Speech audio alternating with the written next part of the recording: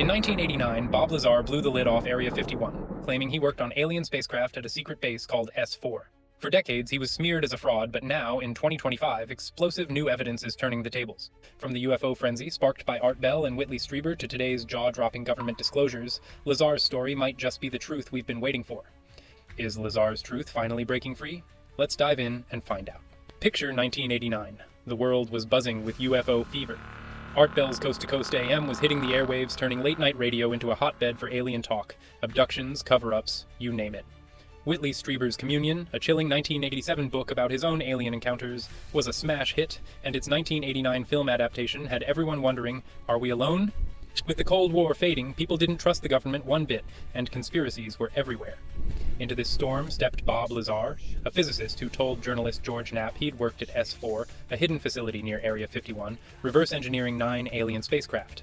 His claims lit a match, making Area 51 a global obsession and kicking off a disclosure battle that's still raging. But was he a genius or a fraud? Lazar said he was a top-tier physicist, trained at MIT and Caltech, picked to unlock alien tech. But here's the twist. No records of his degrees exist. Zip.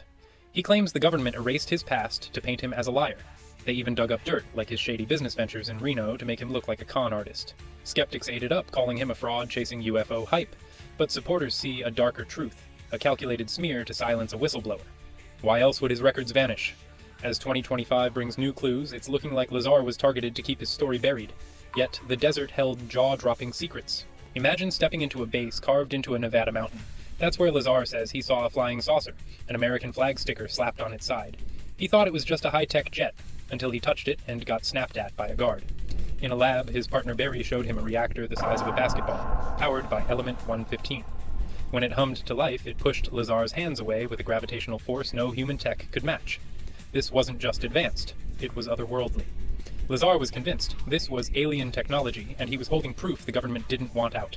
Was someone pulling the strings? Enter John Lear, a UFO-obsessed pilot whose dad built the Learjet. Lear claimed a shadowy figure, Admiral Mike McClellan, chose Lazar to leak UFO secrets in a limited hangout, testing the public's reaction while keeping the government's hands clean. They picked Lazar because his past made him easy to discredit. Lear's own wild tales, like moon bases and soul-trapping gizmos, didn't help, making people question his and Lazar's credibility. Was Lear a loose cannon or part of a bigger plot? Either way, his involvement doesn't erase what Lazar saw. As 2025 evidence piles up, it's clear something real was happening at S4. Now 2025 is rewriting the story. Fast forward to 2025, and the UFO world is on fire. A new documentary, Project Gravatar, is set to drop documents and witness testimonies that could confirm Lazar worked at S4. This comes on the heels of David Grush's 2023 bombshell, testifying that the government holds non-human craft. Recent UAP hearings in 2024 and thousands of sightings, 3,000 nationwide, have fueled the push for truth. Whispers on X and Reddit say Lazar might speak at a 2025 UFO conference, maybe even spilling more about element 115, which was synthesized in 2003, years after he named it. Art Bell's 1990s radio shows and Strieber's Communion laid the groundwork, but today's disclosures are vindicating Lazar as the whistleblower who saw it first. The government's grip is slipping and the truth is breaking through. But the truth came at a cost. Lazar's thrill at touching alien tech turned to dread when he learned the stakes. A scientist before him suffered a tragic mishap, likely from tampering with the reactor's insane power. Imagine scientists in the 1800s poking at a nuclear reactor, clueless about the danger. That's what Lazar faced. The reactor's gravitational field was driven by forces no one understood, with energy levels that could wipe out a lab in seconds.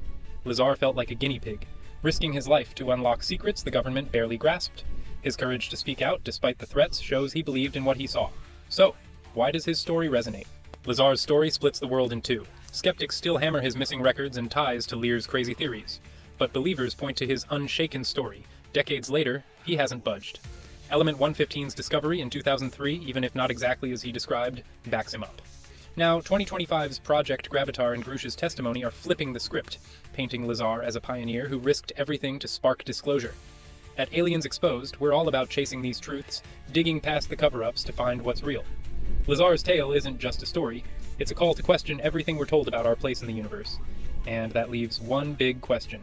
Bob Lazar's 1989 bombshell about Area 51's alien tech was a spark that's now a wildfire.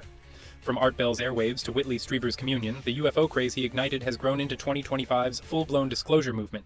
Project Gravatar, Grush's testimony, and whispers of new revelations are vindicating Lazar as the whistleblower who saw it first.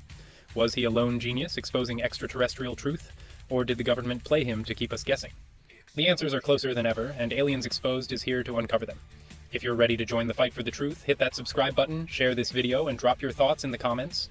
Do you believe Lazar's been vindicated, or is there more to the story? Let's keep pushing until Area 51's secrets are fully exposed.